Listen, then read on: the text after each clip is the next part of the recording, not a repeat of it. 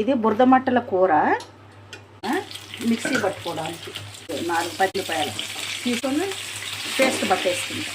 కొన్ని మెంతులు, 1 స్పూను ధనియాలు, 4-5 లవంగాలు, ఒక 4 యాలకులు, ఒక అరించ చెక్క, సోంపు, కొంచెం వాము, 4 మిరియాలు కలిపి వేపేసుకుందాం.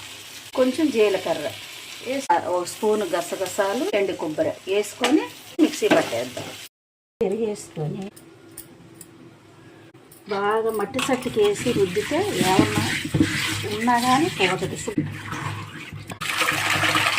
పసుపు, ఉప్పు, అల్లం వెల్లిపాయ పేస్ట్, కారం వేసుకున్న మసాలా పేస్ట్ దగ్గర పావు కేజీ ఇట్లా మసాలాలు అంత చింతపండు నుంచి తీసిన కూర్చో చేపలు తట్టేసి హైలో పెట్టుకొని ఒక 10 నిమిషాలు, సిమ్లో పెట్టుకొని ఒక 15 నిమిషాలు ఉడికితే కూర అయిపోయింది. రసం మామిడికాయ దోరగా పండింది, మామిడి పండు ముక్కలు 3 వేసి గుమగుమలాడే చేపల పులుసు రెడీ. బంద్ చేశాక 10 నిమిషాలు ఆగాక ఇదిగో మూత తీసి చూస్తే ఇలా ఉంది. మనం దీన్ని చూసారా అంటే చాలా చాలా టేస్టీగా ఉంటుంది. 3 పూట్లైనా కూర చెక్కు చెదరదు.